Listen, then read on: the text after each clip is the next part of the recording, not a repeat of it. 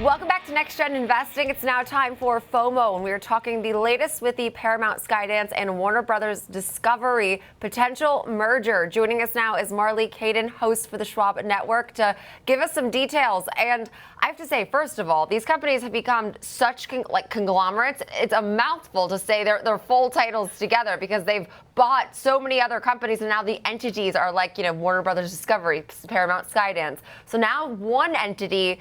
This is really interesting because, again, we haven't gotten confirmation from either company, but they're trading as if this is a done deal almost. Certainly the street likes the possibility. Like you said, no comment from either company yet about if a deal sheet has even been issued. All we've seen are reports that David Ellison may be attempting to create a considerably larger media empire, and that he's reportedly preparing a bid for Warner Brothers Discovery. Yes, it would make for the world's longest media name.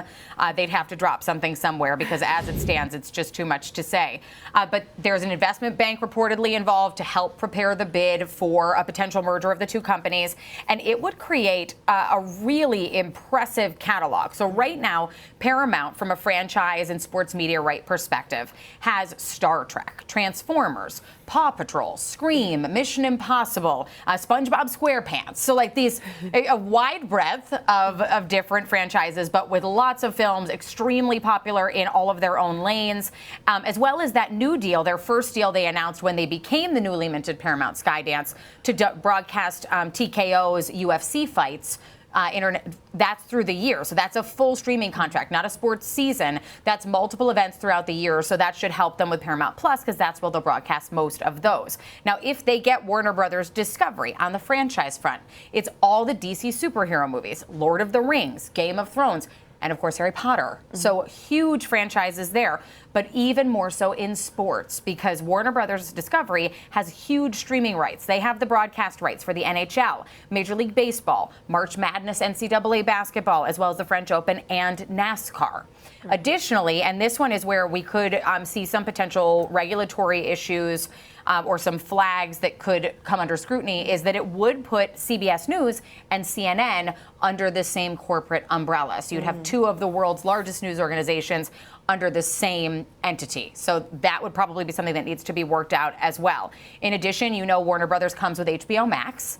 They have almost 2x the amount of subscribers, so 125 million subscribers as of the end of Q2. Paramount Plus has about 77 million streaming users right now. So it would nearly triple their user base if they were to acquire that as well. And Warner Brothers is a larger grossing studio. They were the second largest movie studio at the box office in the past year. Paramount was the fifth. So interesting, a lot of things potentially to hammer out if the deal is for Warner Brothers Discovery.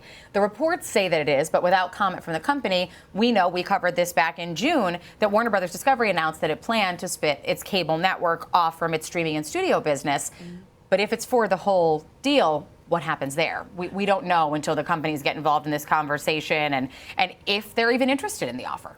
Okay, and it's also uncommon, but it feels unusual to see the buyer, that being Paramount Skydance, rise on this type of news because just historically the buyer of the other company, the other entity, typically sees some weakness. But I think this shows the considerable benefit that it would be to Paramount, really, with Warner Brothers' deep assets, as you really detailed. I think that you had me at SpongeBob, first of all, but then Harry Potter, Lord of the Rings. The list just goes on and on. So I will say that from reading some of the sell-side commentary, like Wolf Research said, they find this concept very exciting. They're enthusiastic. Benchmark was saying they believe that this will not even face that much regulatory scrutiny. And I guess I'm sort of wondering how that's possible when you talk about the two major media entities joining forces. And I wonder sort of how the FCC will work through this, because they did say previously that CBS, they want to finally be more unbiased. They want to create a fair and even media network, really, that is trusted by the consumers again. How will this work if we just make all of these companies, sort of one? And I saw some of that commentary, too, that people thought that this would be met with minimal scrutiny. I've seen the exact flip of that, too, that says they think it would be facing high regulatory scrutiny, whether it's because of the news organizations or otherwise.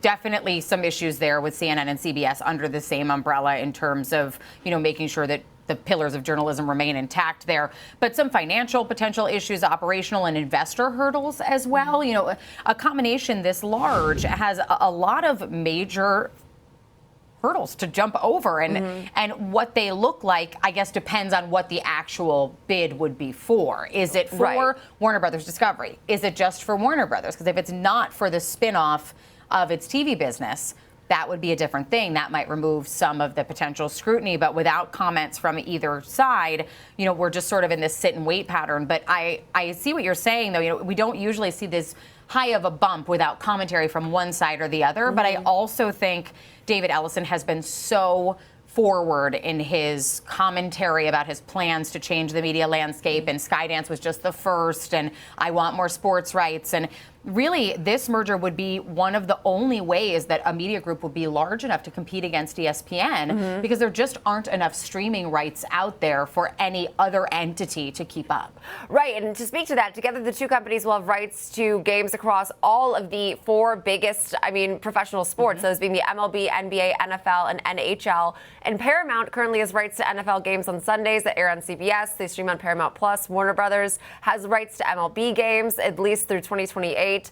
But the list just goes on and on. I looked at this like, finally, we'll have a way to more consolidate our viewership, because anyone that's watching the NFL right now is probably equally as frustrated as I am that you have to go to every single day of the week. Like Thursday, it's Prime, and then you have a different carrier that you have to go to on Sunday. And then Monday is also a different establishment. So to me, the consolidation seems promising, but then the concern is then higher prices for us as consumers. Well, sure, there's that concern, and also I mentioned ESPN, and I thought we haven't actually looked at Disney to see what was happening there. They're down about 1%. Could be related to this, could be not, but any potential new competitor when Disney owns ESPN operates in a space that could create a competitor to you is never going to be a positive for the company. And it's amazing because now Warner Brothers Discovery up another 18%, almost 19% on the session here, up now 58% and a half on the week. And so all we know is from this week, my biggest takeaway is the Ellison family, they have some deep pockets. Yeah, it's been a big week for the Ellison family between Oracle and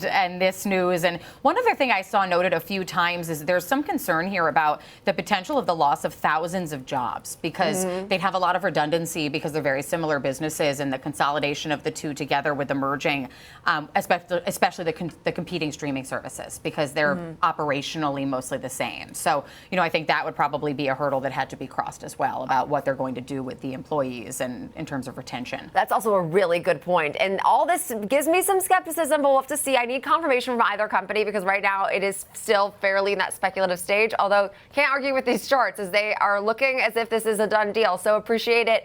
Marley Kayden bringing us all of the insight on that Paramount Skydance Warner Brothers Discovery potential merger. Say that 5 times fast.